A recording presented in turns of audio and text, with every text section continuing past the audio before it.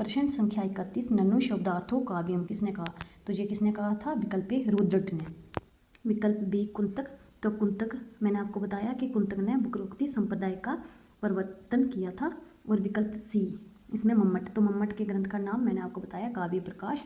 और विकल्प डी रुयक। तो रुयक के ग्रंथ का क्या नाम है? अलंकार सर्वस्व। अलंकार सर्वस्व रुयक का मूल्य ग्रंथ है। अब प्रश्न संख्या 32 है, भाषा संवर्धनी सभा के संस्थापक कौन है? तो भाषा संवर्धनी सभा के संस्थापक कौन थे? विकल्प बी बाबू तोताराम।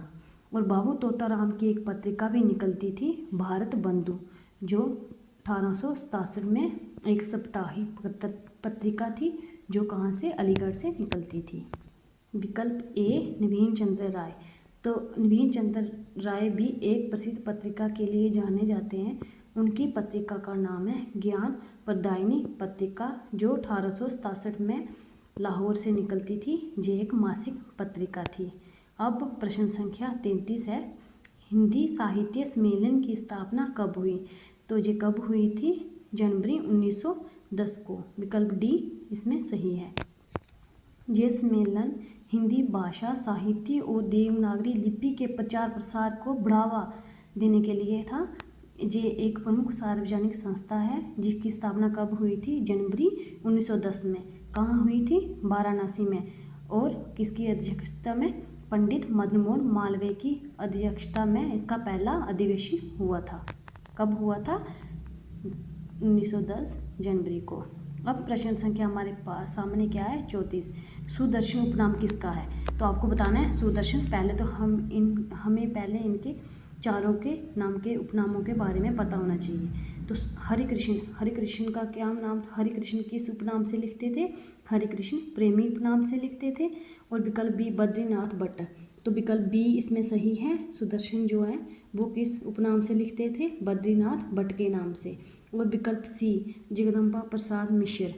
तो आपको इनके बारे में भी पता होना चाहिए कि जो जगदम्बा प्रसाद मिश्र हैं, ये किस उपनाम से लिखते थे?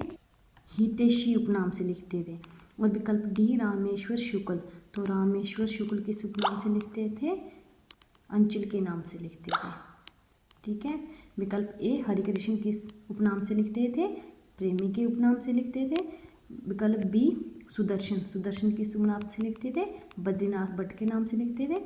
और विकल्प सी जगदम्बा प्रसाद मिश्र किस उपनाम से लिखते थे? हितैषी। और विकल्प डी रामेश्वर शुक्ल। तो रामेश्वर शुक्ल किस उपनाम से लिखते थे? अंचल। प्रश्न संख्या 35, कवियों के कवि किसे कहा गया? तो कवियों के कवि किसे कहा जाता है? शमशेर बहादुर सिंह। विकल्प सी सही है। और ये किसने कहा था? ये भी पता होना चाहिए कि शमशेर बहादुर सिंह को कवियों के कवि किसने कहा था? ये अगेय जी ने कहा था। ये एक प्रसिद्ध कथन है जो शमशेर बहादुर सिंह की काव्यात्मक प्रतिभा और प्रभाव को दर्शाता है। ये किसने कहा था? अगेय ने कहा था। और शमशेर बहादुर सिंह जो इनका जन्म हुआ था 1911 में, और ये दूसरे शतक के कवि माने जाते हैं। विकल्प बी मुक्तिबोध। तो मुक्तिबोध का जन्म 1917 में हुआ था। ये तार शतक के कवि थे। और विकल्प ए नागार्जुन। तो नागार्जुन पता है आपको प्रतिवादी कवि हैं। विकल्प डी रघुवीर सहाय। तो ये किस शतक के कवि थे? ये भी दूसरे शतक के कवि थे। इनका जन्म 1929 में हुआ था। प्रश्न संख्या 36, 12वां विश्व हिंदी सम्मेलन कहाँ आयोजित हुआ था? तो ये मैंने आपको पिछली वीडियो में, अगर आप लगातार कंटिन्यू देख रहे होंगे मेरी वीडियो, तो मैंने आपको विश्व हिंदी सम्मेलन वहाँ विस्तार से पढ़ाया हुआ है। आप वहाँ से इसको देख सकते हो। ऐसे मैं आपको बता देती हूँ कि विकल्प डी जो था नांदी फिजी में 12वां विश्व हिंदी सम्मेलन आयोजित हुआ है। तो आप पिछली वीडियो को जाके डिटेल में देख लें। प्रश्न संख्या 37, कृष्णा सोबती को उनके किस उपन्यास के लिए साहित्य अकादमी पुरस्कार मिला? तो ये आपने बताना है कि किस उपन्यास के लिए मिला था। तो विकल्प बी जो है जिंदगी नामा के लिए साहित्य अकादमी पुरस्कार मिला था। तो इसमें आपको ये भी बताना है कि उनको ज्ञानपीठ पुरस्कार किस रचना के लिए मिला था और कब मिला था। तो ये ज्ञानपीठ पुरस्कार कृष्णा सोबती को 2017 में मिला था। किसी एक विशेष रचना के लिए नहीं मिला था, बल्कि भारतीय साहित्य में उनके संपूर्ण योगदान के लिए मिला था।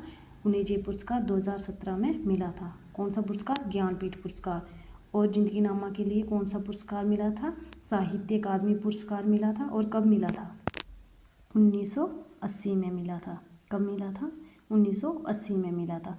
अब प्रश्न संख्या 38 है, निम्नलिखित रचनाओं में से किसे ज्ञानपीठ पुरस्कार नहीं मिला? तो इसमें देखना है कि किसे ज्ञानपीठ पुरस्कार नहीं मिला था और क्या मिला था उसको। और विकल्प ए चिदम्बरा, विकल्प बी जामा, विकल्प सी आंगन के पार द्वार और विकल्प डी उर्वशी। तो किसको नहीं मिला था? आंगन के पार द्वार को। चिदम्बरा को भी मिला था, यामा को भी मिला था और आंगन के पार द्वार को नहीं मिला। तो कौन सा मिला था? साहित्य अकादमी पुरस्कार मिला था। और विकल्प डी उर्वशी, उर्वशी को भी ज्ञानपीठ पुरस्कार मिला था। 1964 में मिला था इस काव्य संग्रह के लिए। लेकिन जी किसका काव्य संग्रह है? सच्चिदानंद हीरानंद बादशाह अगे। विकल्प ए चिदम्बरा। तो चिदम्बरा को कौन सा पुरस्कार मिला था? ज्ञानपीठ पुरस्कार। जी किसकी रचना है? सुमित्रानंद पंत का काव्य संग्रह है, जिसके लिए उन्हें 1968 में ज्ञानपीठ पुरस्कार से सम्मानित किया गया था। और विकल्प बी यामा, यामा किसकी रचना है? यामा रचना महादेवी वर्मा की रचना है, जिसके लिए उन्हें 1982 में ज्ञानपीठ पुरस्कार मिला था। तो विकल्प सी मैंने आपको इसको विस्तार से बता दिया। तो विकल्प डी उर्वशी। तो उर्वशी किसकी रचना है? उर्वशी रामधारी सिंह दिनकर की रचना है और इसके लिए उन्हें 1972 में ज्ञानपीठ पुरस्कार से सम्मानित किया गया था। ये एक काव्य नाटक है जो 1961 में प्रकाशित हुआ था और 1972 में इसको ज्ञानपीठ पुरस्कार से सम्मानित किया गया था। तो अच्छे से आप जान गए होंगे इन चारों विकल्पों के बारे में। अब प्रश्न संख्या 39 है, दलित असीमता पत्रिका के संपादक हैं। तो हमने इसके बताने थे किसके? दलित असीमता पत्रिका के संपादक। तो वो कौन है? विकल्प सी विमल थोराट। विकल्प ए जयप्रकाश कदर्म। तो जयप्रकाश कदर्म एक दलित साहित्यकार हैं। इन्होंने कविता, कहानी और उपन्यास लिखे हैं। डॉक्टर तुलसीराम भी दलित लेखन में अपना एक अलग स्थान रखने वाले साहित्यकार थे। अब विकल्प डी रमणिका गुप्ता। रमणिका गुप्ता एक भारतीय लेखिका, कार्यकर्ता और राजनीतिज्ञ थी।